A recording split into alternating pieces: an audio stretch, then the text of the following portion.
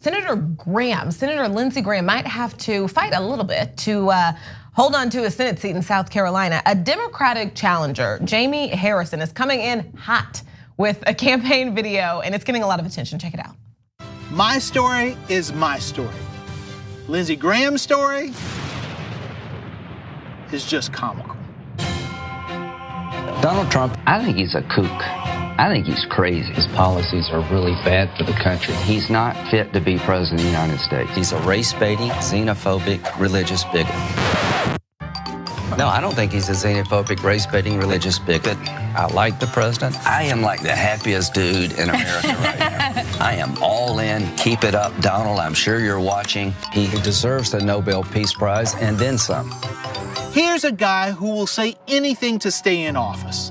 Lindsey Graham can't lead us in any direction because he traded his moral compass for petty political gain. Lindsey Graham, he's forgotten about the people he represents. You. Damn.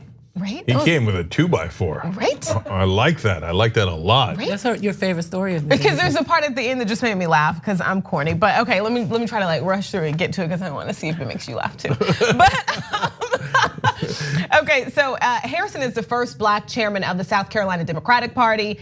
He stepped down as state party chair in 2017, and of course, everyone knows no Democrat has won a statewide race in South Carolina since 2006. But this is what he said to the New York Times about whether a Democrat can win. He said, if a Democrat runs the race I'm going to run, which is not about Democrat or Republican or is not about left or right, but is about right or wrong. If a Democrat runs that type of race, they can win. I know what it's like to grow up and not afford a carton of milk and put water in your cereal. I know what it's like to dig in the couches to find a quarter or two to pull together so you can get a gallon of gas and your grandfather can go to work. That is not something defined by whether you're a Democrat or a Republican.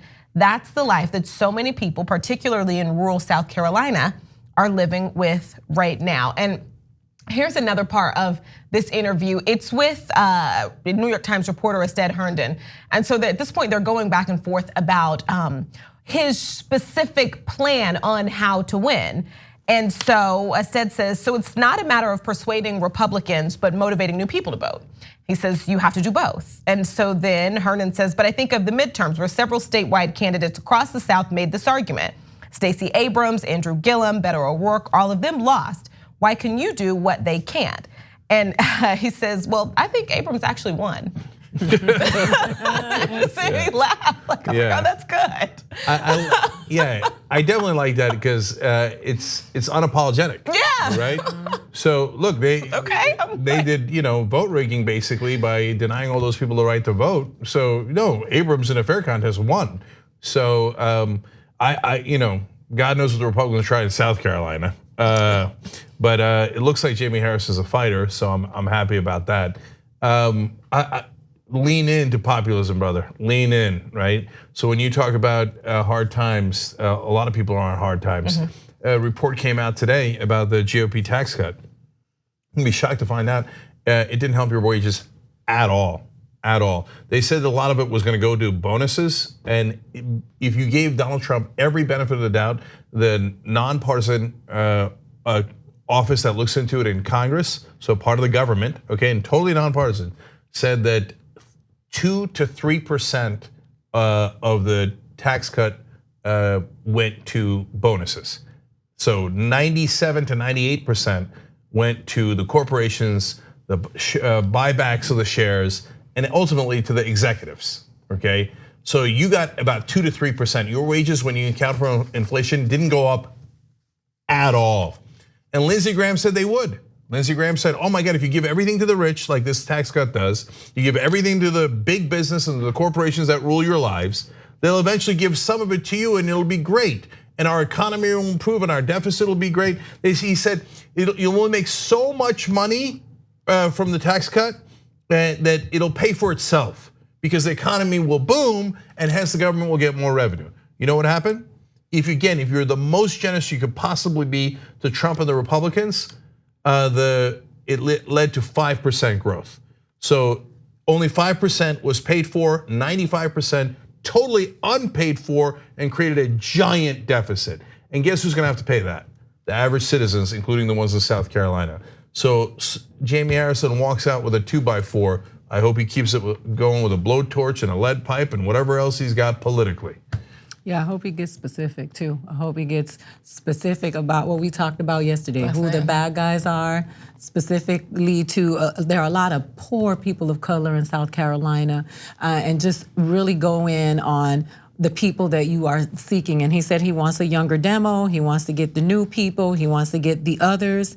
Don't be afraid to say that. Like, I think Lindsey Graham is a clown. You know, he's been a clown for a long time.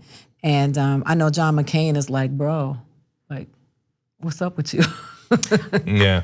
So I'm a little worried about, the only thing I'm worried about is that Chuck Schumer is a big fan of Jaime Harrison. I was like, oh no, right?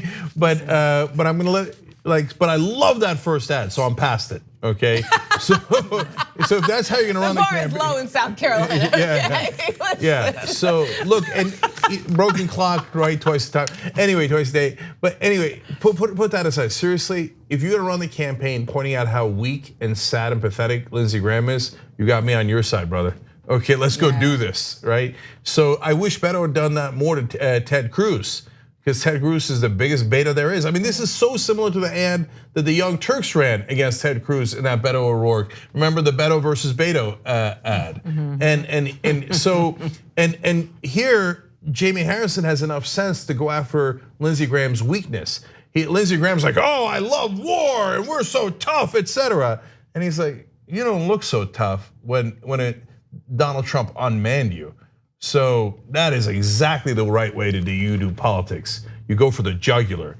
So especially now, like all is lost. You know, when exactly. The president of the United States behaves the way that he does. What else is it? We're going to be diplomatic. We're going to be civil. Why? You know, you got to come. You got to come straight out the gate. Like you got to come. That's what AOC, Ilhan. That's what they're doing. Yeah. So far, great. Keep it going. Yeah. It's gonna be fun. Oh God, if Lindsey Graham loses, oh my God.